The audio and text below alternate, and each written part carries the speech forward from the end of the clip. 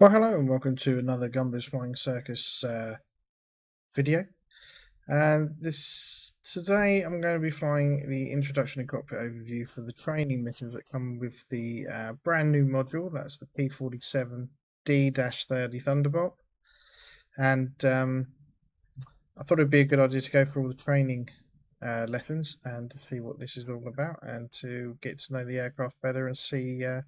So you can see as well what you're going to get with the aircraft if you could buy it. So yeah, let's have a look and see what we can learn. Hello and welcome to this first in a series of lessons on how to fly and fight in the P-47 Thunderbolt. The P-47 excelled as a high-altitude fighter but found a new role in low-altitude ground attack due to its airframe durability, pilot armor, and weapons capabilities. Pilots of its modern namesake, the A-10 Thunderbolt II, feel right at home in the P-47. I have the lesson paused so we can go over some key features and have a quick tour of the cockpit. The later lessons will go over aircraft startup, taxi and takeoff, landing, navigation, and of course, weapons employment. Go at your own pace and feel free to explore the aircraft controls as we go. We'll stay paused in the air so you will not break anything on this first lesson. It would also be a good opportunity to set up your flight controls and adjust control assignments to your liking. You can do that at any time by pressing Escape and selecting Adjust Controls from the menu. Press the spacebar when you're ready to get started. This is a large, heavy aircraft weighing nearly twice as much as other single-engine fighters of its time, but the Pratt & Whitney R2800 double wasp engine more than makes up for that. This is a twin-row, 18-cylinder radial engine capable of providing over 2,000 horsepower to a four-bladed, electrically controlled propeller. It's equipped with a GE Type C turbo supercharger for increased performance at high altitude and a water injection system for up to 11 minutes of increased power for use in an emergency. This is an air-cooled engine, so it's not susceptible to liquid coolant loss and overheat when it takes damage. That's a big advantage while getting shot at.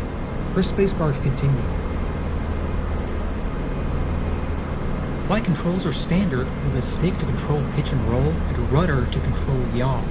Adjustable trim tabs are built into the left aileron, both elevator trailing edges, and the rudder trailing edge.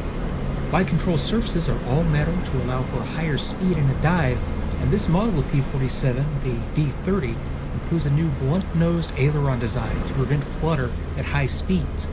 Wing flaps are hydraulically operated to increase lift on the landing approach and shorten the takeoff roll, and this model of P-47 also includes dive recovery flaps that may be extended in an emergency to help recover from dives. Press spacebar to continue. This aircraft is a tail dragger, meaning it sits nose high on the ground on the two main landing gear and a single free-swiveling tail wheel.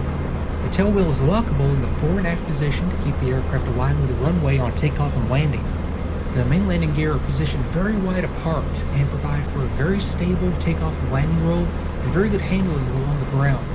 The aircraft is steered during taxi by application of the left and right toe brakes in the direction that you want to turn. Press spacebar to continue. The aircraft fuel system includes a 270-gallon main fuel tank below the front of the cockpit and a smaller 100-gallon auxiliary tank just below the cockpit.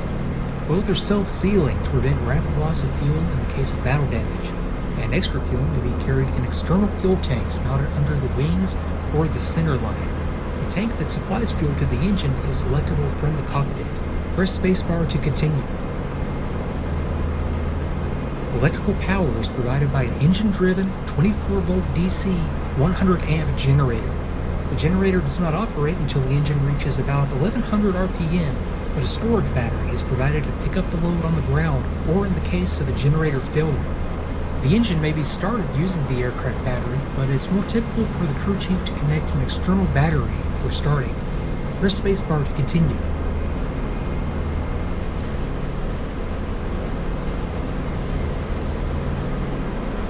Our P-47 is the P-47D-30, so it features a bubble canopy. This provides much improved visibility over the older razorback canopies on earlier models, especially to the side and the rear. A dorsal fin is installed on the rear of the aircraft to make up for the instability that resulted from the redesign. The canopy is left open during takeoff and landing to provide a greater chance of escape in the case of an emergency, like a fire or tipping over. And the canopy glass may also be jettisoned by airflow during flight by pulling the handle to the right. Press spacebar to continue.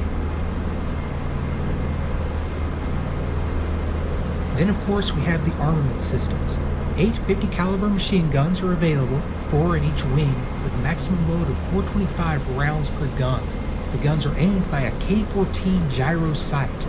You set the enemy wingspan, adjust the range so the wings fit within the diamonds, and the sight shows you the correct lead to pull for a hit. A fixed sight is also included as an additional reference. 3 weapon stations are available that make the P-47 a very effective dive bomber. Each wing station can carry up to a 1,000-pound bomb, and the centerline station can carry up to a 500-pound bomb. We'll look at operation of the armament systems in more detail in future lessons. Press spacebar to continue. Now that's a very broad overview of the aircraft and its systems, so now it's time to zero in on how they all work. A good place to start will be a left to right sweep around the cockpit to look at all the controls that are available. First, we have the carburetor air heat control. This can be used to provide extra heat when icing conditions are encountered, but is generally left in the cold position with carburetor temperature managed by the intercooler. Forward of that, we have a lever that either routes air through a filter or bypasses the filter. It's used mainly in dusty or sandy conditions that could have been encountered in North Africa or especially in Normandy in Northwest Europe, but it should never be used under icing conditions because the filter will ice up and cause a drop in manifold pressure. Press spacebar to continue. The flaps control handle is pulled aft to lower and pushed forward to raise the flaps. The center neutral position is used when milking the flaps up or when full flaps are not used. Otherwise, the handle is left in the up or down position to equalize the pressure on each side of the system. The flap position is judged visually by checking the markings on the outboard of the flaps themselves, and you can easily see those from the cockpit by looking left and right. Press spacebar to continue. Below that are the trim tab controls. The indicators are marked left, right, tail heavy, nose heavy, neutral, and takeoff. These will be used almost constantly in flight as conditions change, so it's best to map these controls to a convenient place for quick access. The emergency hydraulic pump handle is used to manually supply pressure directly to the system for operation of either flaps or gear in the event of a pump failure. Press spacebar to continue. Now moving forward, 2 switches control the position of the intercooler and oil cooler air shutters. Their positions are marked closed, neutral, and open on the indicator just to the left. For takeoff, both shutters are set to neutral, and in flight, these are managed to control oil and carburetor air temperature as indicated on the main instrument panel. Press spacebar to continue. To the right is the canopy open and close switch.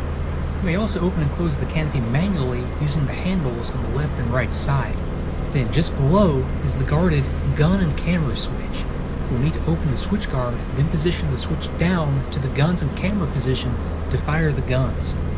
Then just below that, the landing gear control is pulled up to retract and down to lower the gear. Press spacebar to continue. The fuel selector switch is marked with 3 positions: main, auxiliary, and external. The engine receives fuel from the tank that is selected. The 4th, unmarked position, functions as an off switch.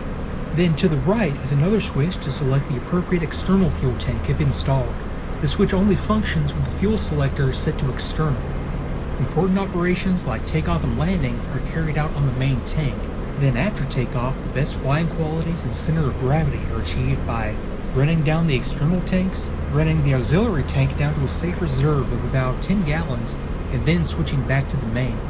Also, some extra fuel bypasses the carburetor and returns to the main tank, regardless of the fuel tank selected.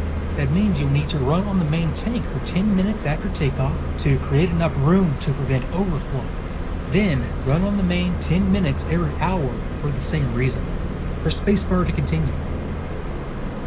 Next, we come to the throttle quadrant with its 4 levers that regulate engine performance. The first control is marked B, boost, for use of the supercharger or turbo. This lever regulates the amount of supercharged air routed to the carburetor to provide extra power for high-altitude flight. It's normally linked to the throttle using the latch at the base of the lever and should never be pushed forward of the throttle while in flight. Otherwise, the turbo could be damaged by pressure buildup and has no means of escape. The second is the throttle, with a water injection switch on top and a mic button for communications on the side. The throttle is used to set the desired engine manifold pressure and is the primary means for controlling engine power in flight. The throttle grip itself can be rotated and is used to control the range setting of the gun sight. We'll look at operation of the gun sight in more detail in future lessons. Press spacebar to continue. The third lever, marked P, is the prop RPM control. This lever sets the propeller governor to the desired engine speed. Like the supercharger lever, this may be linked to the throttle using the latch at the base. And then the fourth lever, marked M, is the mixture control, with 4 positions marked idle cutoff, auto lean, auto rich, and full rich. Normal operation is with the lever set to auto rich, with the auto lean setting only used for long range cruise, and then full rich is only used if the auto rich setting fails. Press spacebar to continue. Now moving just forward, an electrical control panel provides a backup ability to control the propeller RPM in the event the prop lever on the throttle quadrant fails.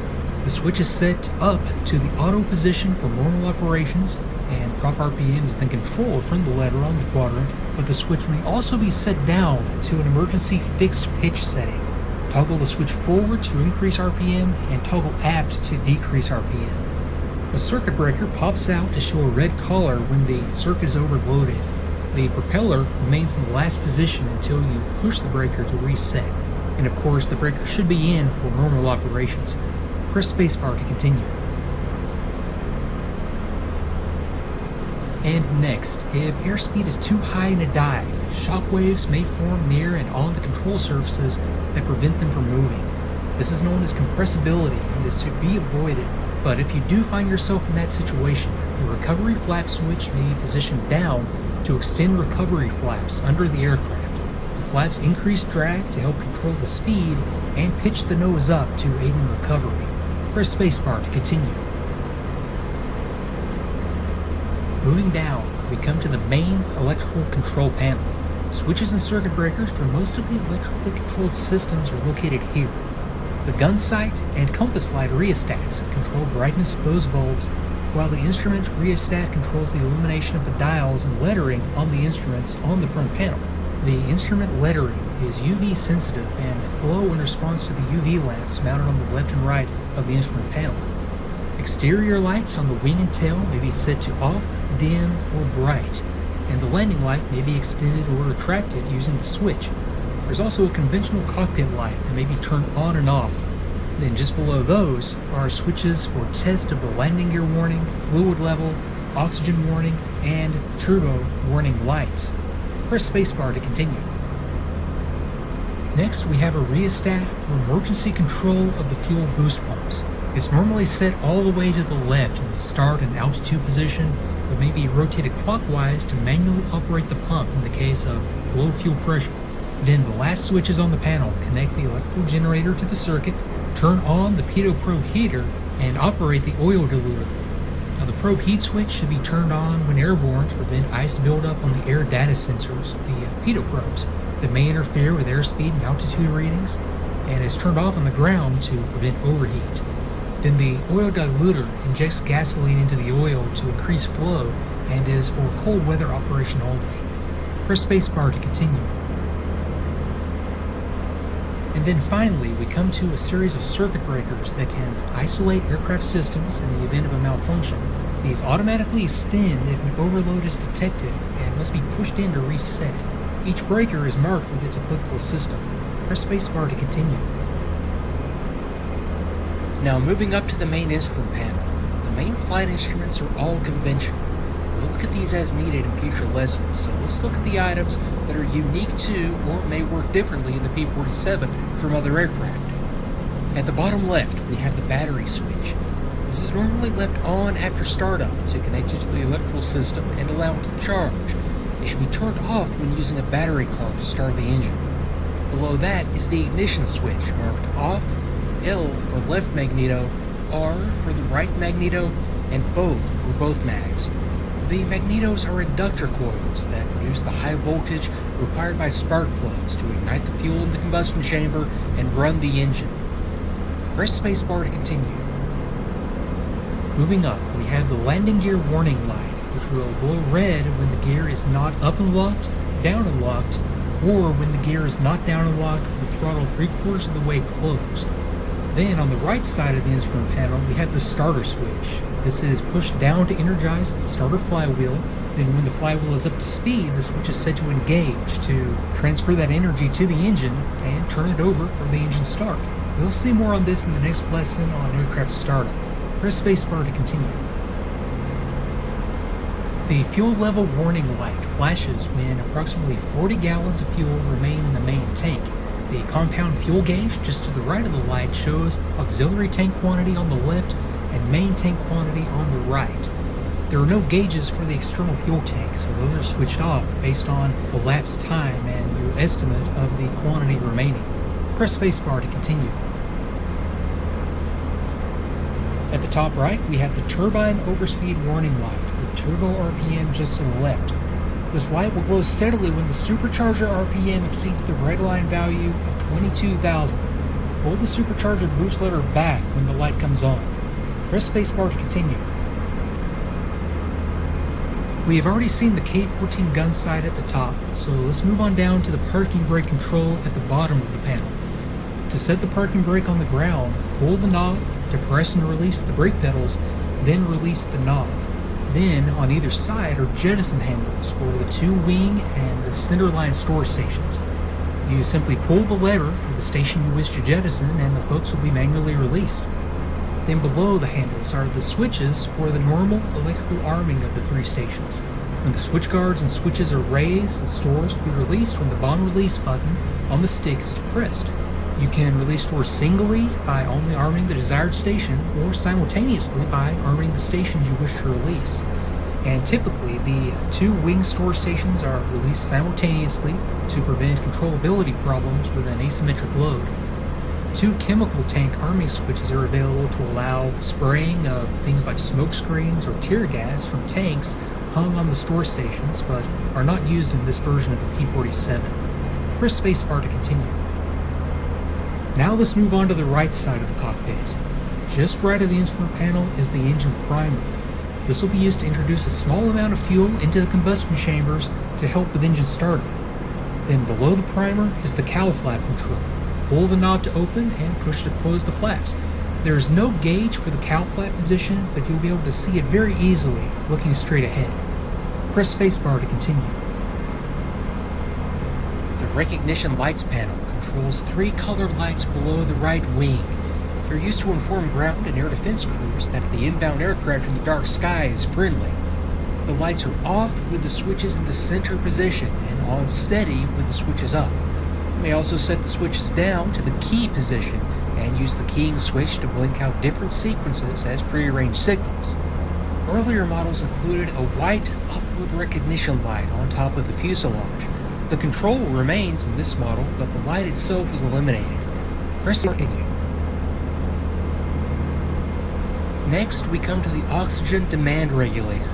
This provides you with breathing oxygen at high altitudes. The switch is normally left down in the normal oxygen setting, marked yellow. This mixes the onboard oxygen with normal air at a rate based on altitude. There's also a 100% oxygen setting, marked white, that opens the regulator regardless of the altitude. Be careful not to use this unless necessary though, as it will deplete your supply quickly. There's also a valve for emergency use that completely bypasses the regulator. Press spacebar to continue. The SCR-522 radio is equipped with 4 frequency bands, or channels, A, B, C, and D. You simply push the button to select the channel you wish to transmit and receive on. The function of each channel is usually listed in the mission briefing. Volume can be adjusted using the knob at the front, and at the end of the set is a master toggle switch marked T for transmit, R for receive, and REM for remote. The remote setting is used most of the time and allows transmission when the mic button is pushed and receiving at all other times. Setting the switch to T transmits continuously and can jam the channel, so a locking lever may be set that returns the switch to the R position unless held in the T position. Then, just below the radio, we have a cockpit vent that's pulled out to force cold air into the cockpit. Press spacebar to continue.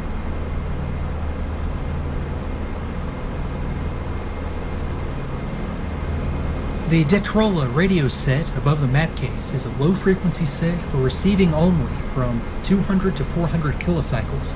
It's used mainly as a backup in case the main radio fails. You can manually tune the desired frequency using the dial and adjust the volume using the knob. Then, just after the Detrola are two buttons used to detonate the IFF, identify friend or foe, equipment. Pushing both buttons simultaneously sets off a detonator in the IFF receiver located in the back of the aircraft. Press spacebar to continue. Then finally, the tail wheel lock is pushed forward to lock it fore and aft, and pulled aft to allow it to freely swivel. We'll work with this in the lesson on taxi and takeoff. Now, that was a lot to take in, but becoming familiar with the cockpit layout and basic systems will help the next lessons go much more smoothly. We are going to pick up next time with the aircraft on the ground, ready to start up and walk through that procedure. For now though, you may unpause the lesson and continue to look around by pressing the spacebar, or you may end the lesson at any time by pressing the escape key.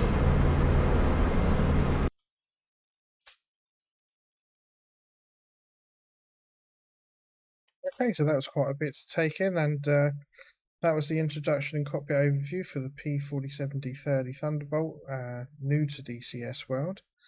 And I hope having a look at that helps you make a decision to buy it or not, or help you with your flying.